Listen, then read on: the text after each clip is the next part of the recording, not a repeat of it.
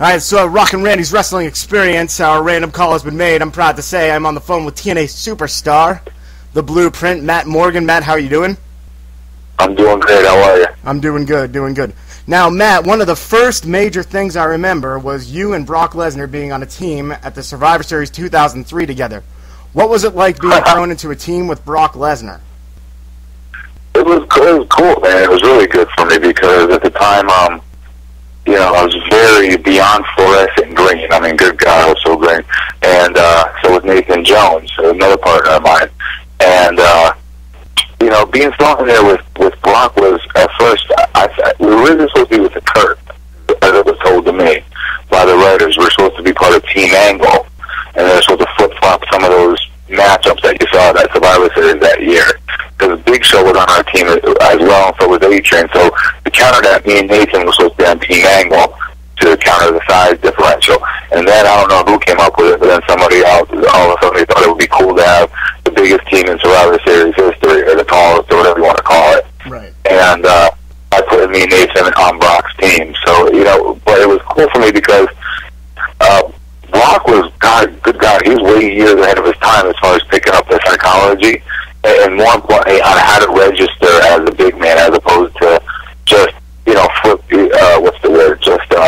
flippantly pumping around the ring. Right. You know what I mean? He would make Cena, if you watch the tape of it, he would make Cena work to get him off his feet, and even then he'd drop to a knee and then come right back with something offensively. And I remember sitting on the tag gate, on the outside of the apron, ready to tag in, just watching it and just going, this is the best, film session I could possibly study until I can get.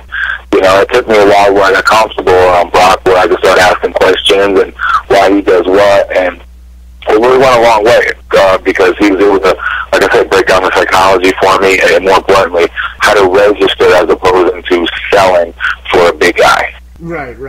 Now, do you think that there's a chance that Brock Lesnar will ever come to TNA? My personal opinion? Yeah. No. I don't think so, but you never know. Wrestling is the craziest sport I've ever been part of. It's so unpredictable.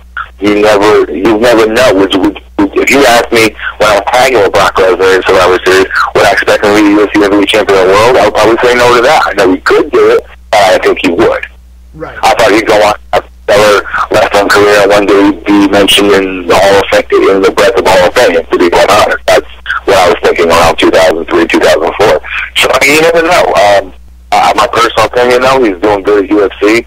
Why would you want to leave that? Right. I know Brock is a huge fan of competing in a non-work environment, and he missed the competition of amateur wrestling. He really missed that, and I think UFC gives him that, what's the word I'm looking for, where he kind of quenches his thirst for legitimate competition where, nothing is prearranged and no one picks and chooses who wins or loses. He's his own man, and on his own accord he wins or loses fights.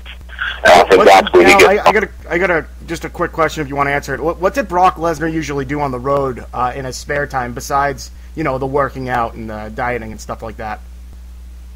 Honestly, we would, the couple times that we were on the road together, I noticed that similar to what I would do, sadly, which is pretty much just go into the hotel room, go to sleep, get up and go to the gym when it's time, and then go away from the gym to the arena. Nothing exciting. No. And then maybe once in a blue moon, go out and get beers afterwards. Get some steak and beers after the shows were over. Right. You were in the company when Brock met with Vince McMahon. Were you unhappy that they couldn't reach an agreement when he met with Vince McMahon just a year or so after he had already left the company?